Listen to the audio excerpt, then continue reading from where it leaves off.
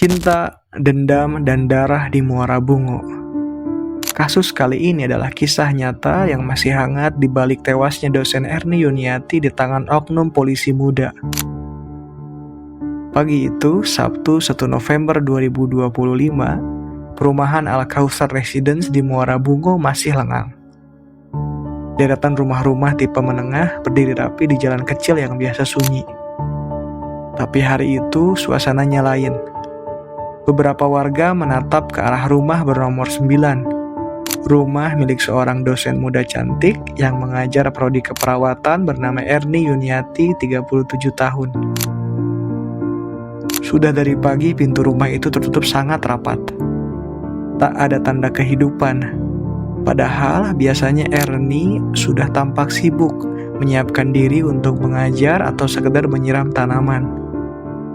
Ketika sore menjelang, bau aneh mulai tercium dari dalam rumah. Salah satu tetangga akhirnya mengetuk, lalu memberanikan diri memanggil nama sang dosen. Namun tak ada sautan.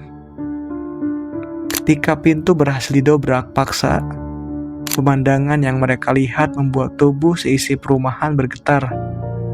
Ernie ditemukan terbujur kaku di ruang tengah, dengan luka di kepala dan wajah. Darah yang sudah mulai mengering dan jejak perlawanan di sekitar tubuhnya. Jadi siapakah Ernie Yuniati sebenarnya? Ernie bukan orang sembarangan. Ia adalah dosen di Institut Administrasi dan Kesehatan Seti Setio atau IAKSS Muara Bungo. Dikenal oleh mahasiswa-mahasiswanya sebagai sosok lembut dan teliti. Ia hidup sendiri di rumah itu, rajin mengajar dan aktif di media sosial. Namun di balik kehidupan akademis yang terlihat tenang itu, ternyata tersimpan hubungan yang rumit dengan seorang pria muda. Ya, Bribda Waldi, 22 tahun, anggota Polres Tebo. Seorang polisi yang berpangkat bintara yang langsung dididik setelah ia lulus SMA. Keduanya dikabarkan menjalin hubungan asmara selama hampir 2 tahun. Perbedaan usia yang mencapai 15 tahun tak jadi penghalang mereka berdua, hingga akhirnya hubungan itu memburuk. Beberapa sumber menyebut Ernie sempat menolak melanjutkan hubungan karena merasa sudah tidak cocok. Tapi bagi Waldi, penolakan itu berubah menjadi bara dendam. Jejak darah dan pengungkapan cepat. Polisi yang datang ke lokasi langsung melakukan olah TKP. Dari hasil pemeriksaan awal, mereka menemukan tanda-tanda kekerasan brutal. Luka di kepala, bahu, dan leher korban. Di pakaian dalam Ernie, tim forensik juga menemukan jejak cairan sperma. Indikasi kuat adanya tindak kekerasan seksual sebelum atau setelah pembunuhan. Temuan itu membuat penyelidikan berubah arah. Ini bukan sekedar kasus pembunuhan, tapi bisa jadi kombinasi pembunuhan dan pemerkosaan, atau bahkan lebih parah lagi, nekrofil. Berhubungan dengan suatu jasad. Tim Reskrim Polres Bungo bergerak cepat.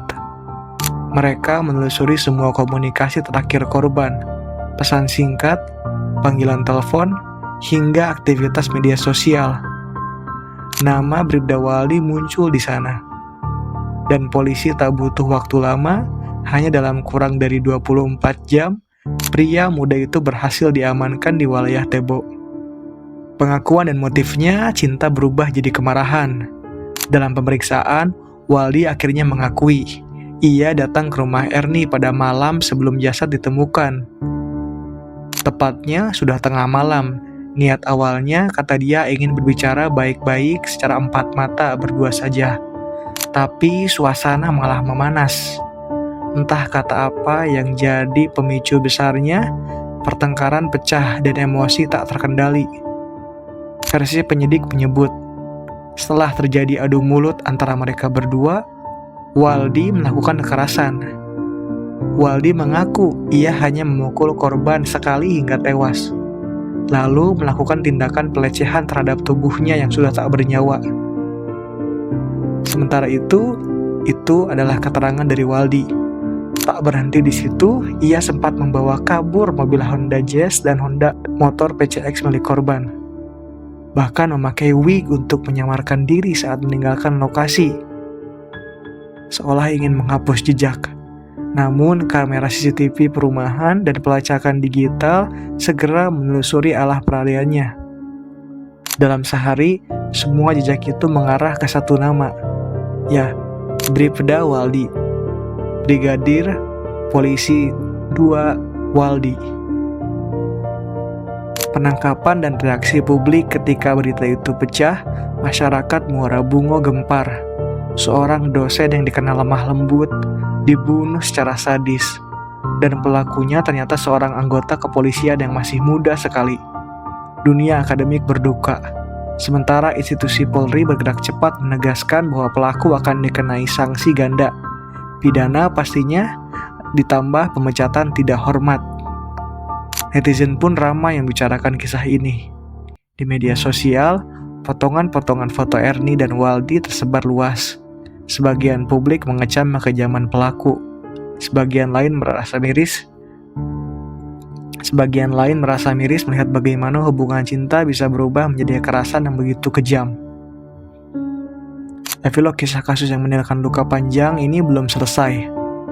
Pemeriksaan forensik mendalam dan proses hukum masih berjalan, termasuk kemungkinan pasal berlapis untuk Waldi, yaitu pembunuhan berencana, pemerkosaan, dan pencurian dengan kekerasan.